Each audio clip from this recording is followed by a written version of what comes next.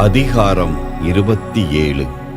இன்று நடக்கப் போவதே உனக்குத் தெரியாததால் நாளை நடக்கப் போவதை குறித்து நீ பெருமையாக பேசாதே.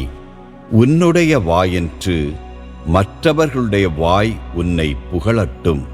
உன் நாவென்று வேறொருவர் நாவு உன்னை போற்றட்டும். கல்லும் மணலும் பழுவானவை, மூடர் தரும் தொல்லையோ இவ்விரண்டையும் விட பழுவானது. சினம் கொடியது, சீற்றம் பெரு வெள்ளம் போன்றது. ஆனால் பொறாமையின் கொடுமையை எதிர்த்து நிற்க யாரால் இயலும்? வெளிப்படுத்தப்படாத அன்பை விட வெளிப்படையான கடிந்துரையே மேல். நண்பர் கொடுக்கும் அடிகள் நல் நோக்கம் கொண்டவை, பகைவர் தரும் முத்தங்களோ வஞ்சகமானவை. வயிறார உண்டவர் தேனையும் உதறித் தள்ளுவார், பசியுள்ளவருக்கோ கசப்பும் இனிக்கும்.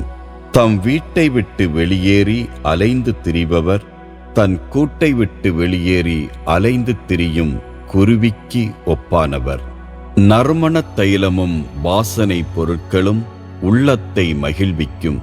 நண்பரின் கனிவான அறிவுரை மனத்திற்கு மகிழ்ச்சியூட்டும். உன் நண்பரையும் உன் தந்தையின் நண்பரையும் கைவிடாதே. உனக்கு இடுக்கண் வரும் காலத்தில் உடன் பிறந்தார் வீட்டிற்குச் செல்லாதே. தொலைவில் இருக்கும் உடன் பிறந்தாரை விட அண்மையில் இருக்கும் நண்பரே மேல். பிள்ளாய், நீ ஞானமுள்ளவனாகி என் மனத்தை மகிழச் செய். அப்பொழுது என்னை பழிக்கிறவருக்கு நான் தக்க பதிலளிப்பேன். எதிரில் வரும் இடரை கண்டதும் முன்மதியுடையவர் மறைந்து கொள்வார். அறிவற்றோர் அதன் எதிரே சென்று கேட்டுக்கு ஆளாவர். அந்நியருடைய கடனுக்காக பிணையாக நிற்கிறவருடைய ஆடையை எடுத்துக்கொள். அதை அந்த கடனுக்காக பிணையப் பொருளாக வைத்திரு. ஒரு நண்பரிடம் விடியும் முன் போய் உரக்க கத்தி அவரை வாழ்த்துவது அவரை சபிப்பதற்கு சமமென கருதப்படும். ஓயாது சண்டை பிடிக்கும் மனைவி அடைமழை நாளின் இடைவிடா தூறல் போன்றவர். அத்தகு மனைவியை அடக்குவது காற்றை அடக்குவது போலும், கையால் எண்ணெயை இறுக பிடிப்பது போலும் ஆகும். இரும்பு இரும்பை கூர்மையாக்குவது போல ஒருவர் மற்றவரை கூர்மதியாளராக்கலாம். அத்திமரத்தை பேணி வளர்க்கிறவருக்கு அதன் கனி கிடைக்கும். தம் தலைவரை பேணி காப்பவருக்கு மேன்மை கிடைக்கும். நீரில் ஒருவர் தம் முகத்தை காண்பார், அதுபோல தம் உள்ளத்தில் ஒருவர் தம்மை காண்பார்.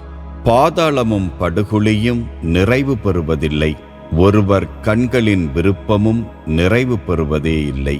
வெள்ளிக்கு உலைக்களம், பொன்னுக்கு புடக்குகை, ஒருவருக்கு அவர் பெறுகின்ற புகழே சோதனை.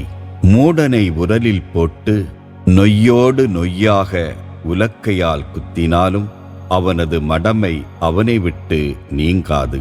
உன் ஆடுகளை நன்றாக கவனித்து அறிந்துகொள். உன் மந்தையின் மேல் கண்ணும் கருத்துமாயிரு. ஏனெனில் செல்வம் எப்போதும் நிலைத்திராது, சொத்து தலைமுறை தலைமுறையாக நீடித்திருப்பதில்லை. புல்லை அறுத்த பின் இளம்புல் முளைக்கும். மலையிலுள்ள காய்ந்த புல்லை சேர்த்துவை. செம்மறி ஆடுகள் உனக்கு ஆடை தரும். வெள்ளாட்டு கிடாய்களை விற்று நீ விளைநிலம் வாங்க இயலும். எஞ்சிய ஆடுகள் கொடுக்கும் பால் உனக்கும் உன் குடும்பத்தாருக்கும் தேவைப்படும் உணவை கொடுக்கும். உன் வேலையாள்களுக்கும் வாழ்வு கொடுக்கும்.